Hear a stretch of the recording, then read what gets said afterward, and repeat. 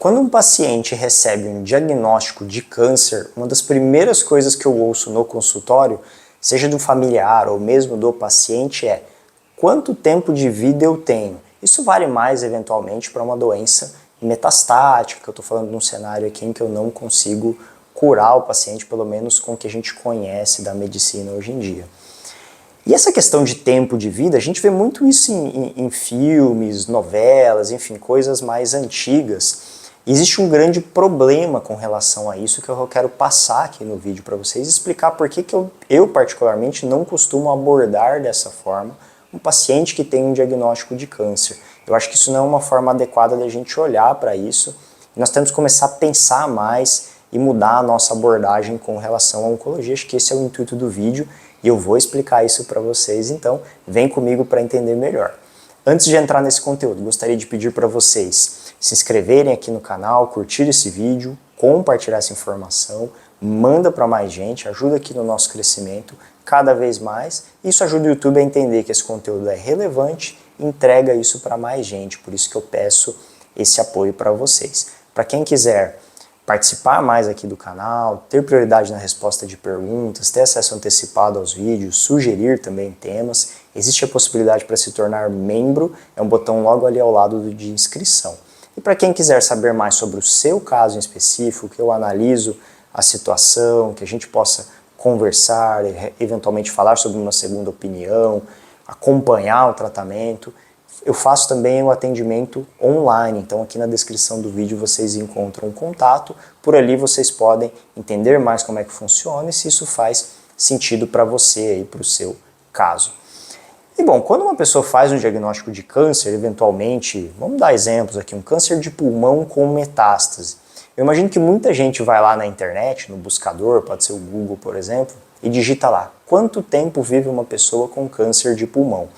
E se você fizer isso para qualquer tipo de câncer, a probabilidade do Google, ou enfim, qualquer mecanismo de pesquisa que você fizer, dar um número ali, é muito grande. E aí, o que a pessoa tem que tomar cuidado? Se eu vi esse número, esse é o tempo de vida que eu tenho, vamos analisar o seguinte: baseado em que a internet, enfim, qualquer buscador, qualquer pesquisa vai te entregar um valor de tempo de vida. Isso é baseado em estudos.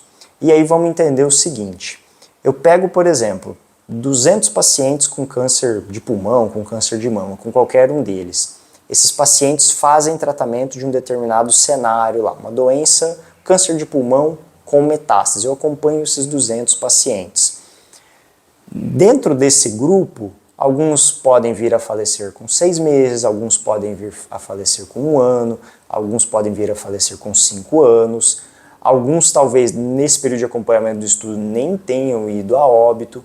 Então isso é muito heterogêneo dentro do estudo. Só que o estudo ele precisa entregar para mim o quê? Uma média. Isso é importante para mim, como médico, entender como isso funciona na prática. E principalmente, quando eu tenho uma média de quanto tempo essas pessoas viveram com determinado tratamento, quando eu quero testar uma nova droga, eu vou comparar essas médias para ver se esse tratamento que eu estou buscando novo, que eu estou acrescentando eventualmente, ele pode ser efetivo para a doença. Perceba a palavra que eu usei aqui, média. Ou seja, o estudo ele pegou pessoas, tinha lá gente que viveu 6 meses, que viveu 5 anos, e ele chegou aqui numa média. Então aquele número que você eventualmente achou na internet, que você pesquisou, ele é uma média, ele não é uma pessoa. E o que é importante entender aqui? Cada pessoa, cada indivíduo vai ter um comportamento diferente. As doenças são diferentes entre si. Eu falei de câncer de pulmão. Dentro de câncer de pulmão existem subtipos, existem mutações específicas.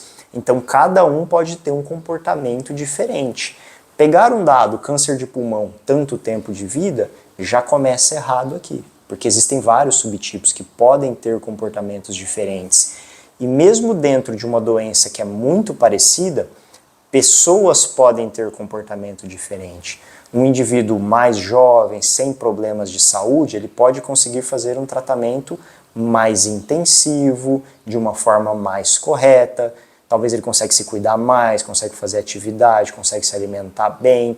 A chance dele ter uma sobrevida maior por mais tempo, ela aumenta. Na outra ponta, eu pego um paciente mais idoso, mais debilitado, que tem problemas de saúde, eu não consigo entregar aquela dose do tratamento que é mais recomendada, talvez o tempo dele seja mais curto. E vejam quantos cenários eu poderia traçar aqui para vocês e como vai ser variável as respostas nesses casos, além de outras intercorrências que podem acontecer no meio do caminho.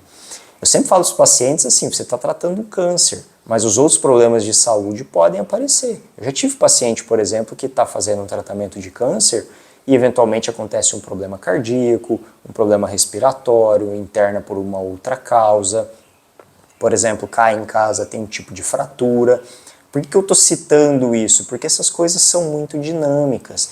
Então a gente tem que tomar cuidado para analisar esses números de tempo de vida. Isso é muito variável, vai depender de muitas coisas. Qual que é o estágio dessa doença? Que tipo de câncer em específico é esse?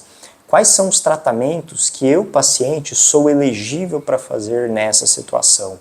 Eu, como médico, até posso explicar para vocês, ó, em média é assim, porém para cada pessoa vai ser diferente. Eu posso chegar para o paciente e dizer o seguinte, ó, eu vou te indicar essa quimioterapia. Nos estudos, em média, 60% dos pacientes responderam a esse tratamento para essa doença. Ponto. Como que o paciente vai saber se ele está nos 60 que respondeu ou nos 40?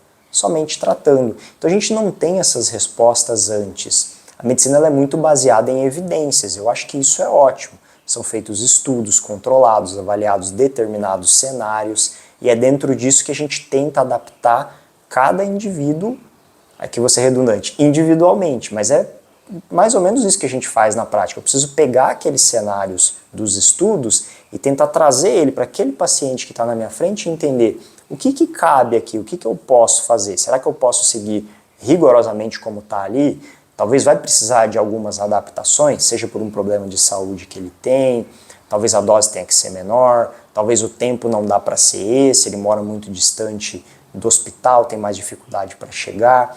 Então, na prática, existem muitas coisas, muitas adaptações, muitas modificações.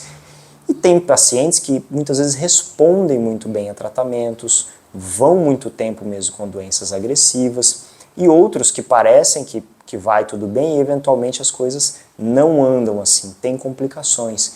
Então, assim, de uma forma resumida, o que eu quero trazer para vocês? Na prática, no dia a dia, os cenários são muito variáveis.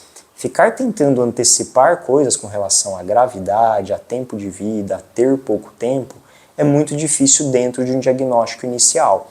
Pode ser que no decorrer da doença, no andamento, eu como oncologista, já entendendo bem como as coisas costumam evoluir, avaliando como aquele paciente está indo no tratamento, eu posso entender se esse tempo dele pode estar encurtando, se a situação está ficando mais crítica.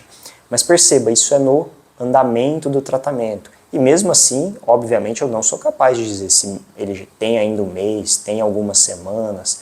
É muito difícil. A gente consegue ter uma certa previsibilidade quando o paciente entra no que a gente chama de uma fase ativa de morte, que é um quadro que o paciente já está muito mal, já está mais acamado, está respondendo pouco, está com dificuldade respiratória. Percebam que são quadros mais extremos. Um paciente que está bem, que está sentado na minha frente, no consultório, está comunicativo, está com os exames bons, é muito difícil a gente ter essa previsibilidade porque as coisas podem mudar muito rápido, seja para bom ou para um cenário pior. Então, de novo, o que eu quero trazer para vocês nesse vídeo? Muito cuidado com esses dados. Em oncologia, o pessoal procura muito isso, né? Quanto tempo de vida, quanto tempo vive uma pessoa com câncer e tal. E nas outras doenças a gente não tem isso. Nenhum paciente, nenhuma pessoa com cirrose vai na internet procurar quanto tempo vive uma pessoa com cirrose, quanto tempo vive uma pessoa com insuficiência cardíaca.